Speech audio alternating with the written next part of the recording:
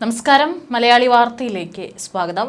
കേരള തീരം മുഴുവൻ ആശങ്കയിലാണ്. അറബിക്കടലിൽ MSC എൽസ 3 കപ്പൽ പൂർണ്ണമായും മുങ്ങിയതോടെ എണ്ണപ്പാട പരക്കുമോ എന്ന ആശങ്കയിലാണ് മത്സ്യമേഖല.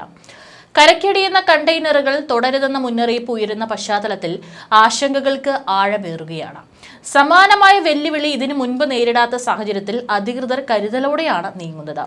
2020 ജൂലൈയിൽ ഷാർജ തീരത്ത് എണ്ണ ചോർച്ച വ്യാപക പ്രത്യാഘാതമുണ്ടാക്കിയിരുന്നു.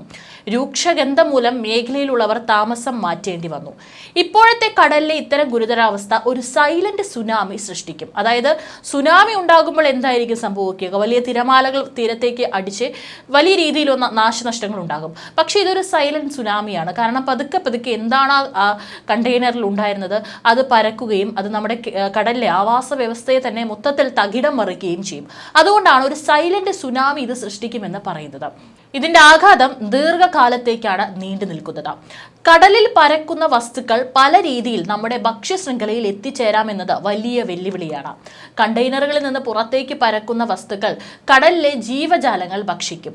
ഞണ്ട്, കൊഞ്ച് ഉൾപ്പെടെ പുറന്തോടുള്ള മത്സ്യങ്ങളിൽ അത് പറ്റിപ്പിടിച്ചിരിക്കും. ഭക്ഷണത്തിലൂടെ അത് നമ്മളിലേക്ക് എത്താം. കടലിൽ വീണ കണ്ടെയ്നറുകളിൽ എന്തൊക്കെ വസ്തുക്കളാണ് ഉള്ളതെന്ന് നമുക്കറിയില്ല. എപ്പോൾ വേണമെങ്കിലും ഈ വസ്തുക്കൾ പുറത്തു വരാം എന്നതിനാൽ കടലിന്റെ അടിത്തട്ടിൽ കിടക്കുന്നത് ദോഷമാണ്. കടലിൽ പൊങ്ങിക്കിടക്കുന്ന കണ്ടെയ്നറുകൾ കപ്പലുകളിലും മീൻപിടുത്ത ബോട്ടുകളിലും വന്നിടിച്ച് അപകടമുണ്ടാകാം. തീരത്തടുക്കുന്ന കണ്ടെയ്നറുകൾ കൃത്യമായ പ്രോട്ടോകോളിന്റെ അടിസ്ഥാനത്തിൽ കൈകാര്യം ചെയ്യാനാവൂ.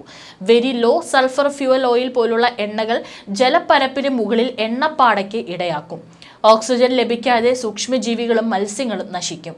ജൈവ വ്യവസ്ഥ തകിടം മറിയും. മത്സ്യസമ്പത്തിന്റെ ദീർഘകാല തകർച്ചയ്ക്കും കാരണമാകും. 3-4 വർഷം വരെ ഇത് മറികടക്കാൻ വേണ്ടിവരും. തീരത്തെ മണൽപ്പരപ്പിലേക്ക് വ്യാപിക്കുന്ന എണ്ണ വൻ ഭീഷണിയാണ്.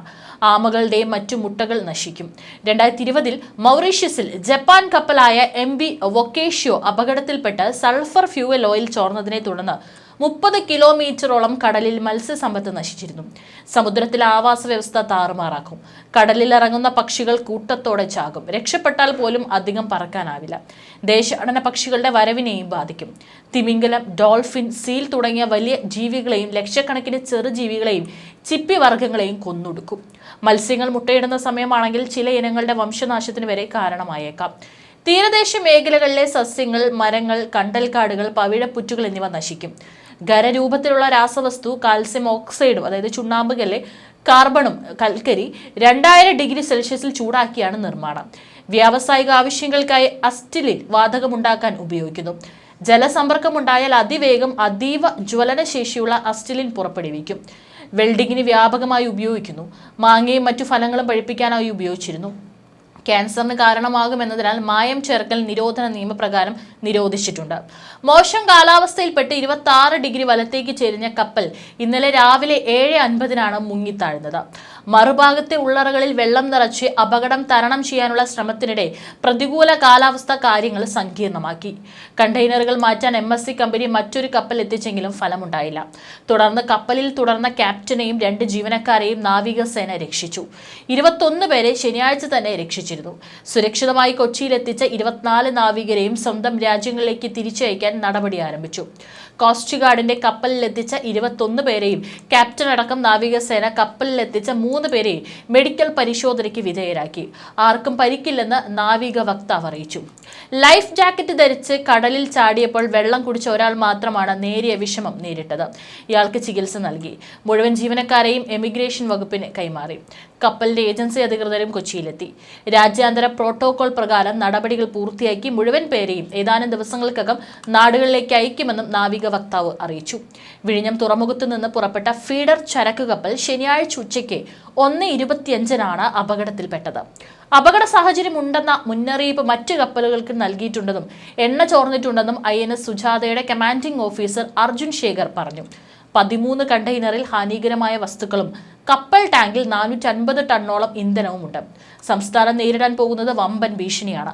കപ്പലിലെ ഭാരമുള്ള കണ്ടെയ്നറുകൾ കടലിൽ പതിച്ചെന്നാണ് സൂചന.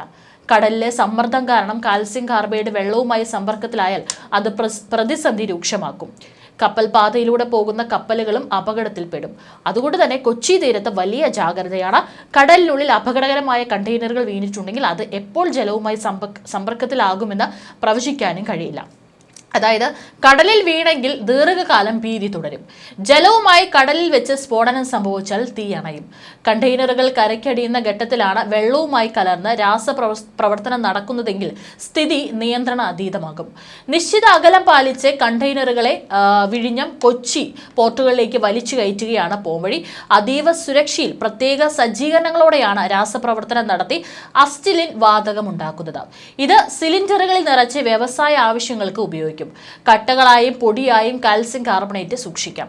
കണ്ടെയ്നറിൽ എങ്ങനെയെന്ന് വ്യക്തമല്ല. കണ്ടെയ്നറുകൾ കരയ്ക്കടിയുന്നത് അപകടമാണ്. അതിനാൽ പ്രത്യേക ജാഗ്രത വേണം. കണ്ടെയ്നറുകൾ മാറ്റുന്നതും വെള്ളത്തിൽ നിന്നുള്ള ഓയിൽ നീക്കവും ശ്രമകരമാണ്. അപകടത്തിൽപ്പെട്ട് മുങ്ങിയ ചരക്ക് കപ്പൽ MSC എൽസ 3യിൽ നിന്ന് 100ഓളം കണ്ടെയ്നറുകൾ കടലിൽ വീണിട്ടുണ്ടാകുമെന്ന് സംസ്ഥാന സർക്കാരിന്റെ ഉന്നതതല യോഗത്തിൽ വിലയിരുത്തൽ. കപ്പൽ മുങ്ങിയ സാഹചര്യത്തിലാണ് ചീഫ് സെക്രട്ടറിയുടെ അധ്യക്ഷതയിൽ യോഗം ചേർന്നത്. കപ്പലിലെ ഇന്ധനമായ എണ്ണ ചോർന്നിട്ടുണ്ടെന്നും സർക്കാർ വാർത്താക്കുറിപ്പിൽ പറഞ്ഞു. കണ്ടെയ്നറുകൾ ഏകദേശം മണിക്കൂറിൽ 3 കിലോമീറ്റർ വേഗത്തിലാണ് കടലിൽ ഒഴുകി നടക്കുന്നത്. നിലവിൽ കോസ്റ്റ് ഗാർഡ് 2 കപ്പലുകൾ ഉപയോഗിച്ച് എണ്ണ തടയാൻ നടപടിയെടുത്തിട്ടുണ്ട്. ഒരു ഡോണിയർ വിമാനം ഉപയോഗിച്ച് എണ്ണ നശിപ്പിക്കാനുള്ള പൊടി എണ്ണപ്പാടയ്ക്ക് മേൽ തളിക്കുന്നുണ്ട്. കൊച്ചി പുറംകടലിൽ മുങ്ങിയ MSC എൽസ 3 എന്ന കപ്പലിലെ കണ്ടെയ്നർ കൊല്ലം തീരത്തടിഞ്ഞിട്ടുണ്ടായിരുന്നു. കപ്പലിൽ നിന്ന് കടലിൽ വീണ കണ്ടെയ്നറുകൾ ഒഴുകിയെത്താൻ ഏറ്റവും കൂടുതൽ സാധ്യതയുള്ളത് ആലപ്പുഴ, കൊല്ലം, തിരുവനന്തപുരം ജില്ലയുടെ തീരമേഖലകളിലാണ് എന്നാണ് ഭൗമശാസ്ത്ര മന്ത്രാലയത്തിന് കീഴിലുള്ള Indian National Centre for Ocean Information സർവീസിന്റെ വിലയിരുത്തൽ. അടുത്ത 96 മണിക്കൂറിനകം ഈ ഭാഗത്തേക്ക് കപ്പലുകളിലെ വസ്തുക്കൾ ഒഴുകിയെത്തിയേക്കാം. 600-ലധികം കണ്ടെയ്നറുകളുമായി വിഴിഞ്ഞത്ത് നിന്ന് കൊച്ചിയിലേക്ക് യാത്രക്കിടെ ശനിയാഴ്ച കൊച്ചി പുറംകടലിൽ ചെരിഞ്ഞ MSC എൽസ 3 എന്ന കപ്പൽ ഞായറാഴ്ച പൂർണ്ണമായും മുങ്ങുകയായിരുന്നു. ശനിയാഴ്ച ഉച്ചയോടെയാണ് 26 ഡിഗ്രി ചെരിഞ്ഞ് വെള്ളം കയറിയ കപ്പൽ ഞായറാഴ്ച രാവിലെ 7:50 മുഴുവനായിട്ട് മുങ്ങിയത്. കൊച്ചി പുറംകടലിൽ അപകടത്തിൽപ്പെട്ട MSC എൽസ 3 ചരക്ക് കപ്പലിലെ കണ്ടെയ്നറുകൾ കൊല്ലം, ആലപ്പുഴ തീരത്ത് അടിഞ്ഞിട്ടുണ്ട്. കരുനാഗപ്പള്ളി ചെറിയ അഴീക്കലിലും നീണ്ടകരയിലും ആലപ്പുഴ വലിയ അഴീക്കലുമാണ് കണ്ടെയ്നറുകൾ തീരത്തടിഞ്ഞത്. ചെറിയ അഴീക്കലിൽ ഒരു കണ്ടെയ്നറാണ് തീരത്തടിഞ്ഞത്. കടൽഭിത്തിയിൽ ഇടിച്ചു നിൽക്കുന്ന നിലയിൽ കണ്ടെത്തിയ കണ്ടെയ്നർ ഒഴിഞ്ഞ നിലയിലാണ്. ഇതിന്റെ ഒരു വശം തുറന്ന നിലയിലാണ്. ജനവാസ മേഖലയ്ക്ക് അടുത്താണ് കണ്ടെയ്നർ അടിഞ്ഞത്. സമീപത്തെ വീടുകളിലുള്ളവരോട് മാറാൻ നിർദ്ദേശം നൽകി. കൊല്ലം കലക്ടർ ഉൾപ്പെടെയുള്ളവർ സ്ഥലത്തെത്തി. നീണ്ടകരയിൽ 3 ഇടങ്ങളിൽ 3 വീതം കണ്ടെയ്നറുകളാണ് തീരത്തടിഞ്ഞത്. നീണ്ടകര പരിമണം കടൽ തീരത്തെ ശിവ ഹോട്ടലിന് സമീപം, നീണ്ടകര ചിലാന്തി ജംഗ്ഷന് പടിഞ്ഞാറ് എന്നിവിടങ്ങളിലാണ് കണ്ടെയ്നറുകൾ അടിഞ്ഞത്. കടൽ ഭിത്തിയോട് ചേർന്ന് കാണപ്പെട്ട ഇവ തിരമാലകൾ അടിച്ച് തകർന്ന നിലയിലാണ്. RRF ടീം, പോലീസ്, ഫിഷറീസ് ദുരന്ത നിവാരണ അതോറിറ്റി എന്നിവർ സ്ഥലത്തെത്തി. എല്ലാ കണ്ടെയ്നറുകളും കാലിയാണെന്നാണ് നിഗമനം. തിങ്കളാഴ്ച പുലർച്ചെയോടെയാണ് പ്രദേശവാസികൾ കണ്ടെയ്നറുകൾ തീരത്തടിഞ്ഞ വിവരം പോലീസിനെ അറിയിച്ചത്. കപ്പലിൽ നിന്ന് കടലിൽ വീണ കണ്ടെയ്നറുകൾ ഒഴുകിയെത്താൻ ഏറ്റവും കൂടുതൽ സാധ്യതയുള്ളത് ആലപ്പുഴ, കൊല്ലം, തിരുവനന്തപുരം ജില്ലയുടെ തീരമേഖലകളിലാണെന്നാണ് ഭൗമശാസ്ത്ര മന്ത്രാലയത്തിന് കീഴിലുള്ള Indian National Centre for Ocean Information സർവീസസിന്റെ വിലയിരുത്തൽ. 73 കാലി കണ്ടെയ്നർ ഉൾപ്പെടെ കപ്പലിൽ 623 കണ്ടെയ്നറുകളാണ് ഉണ്ടായിരുന്നത്. ഇതിൽ 13 എണ്ണത്തിൽ ഹാനികരമായ രാസവസ്തുക്കളും 12 എണ്ണത്തിൽ കാൽസ്യം കാർബൈഡുമായിരുന്നു. ടാങ്കുകളിൽ ഊർജ്ജോൽപാദനത്തിന് ഉപയോഗിക്കുന്ന 84.44 മെട്രിക് ടൺ ഡീസലും 367.1 മെട്രിക് ടൺ ഫർണസ് ഓയിലും ഇതിലുണ്ടായിരുന്നു.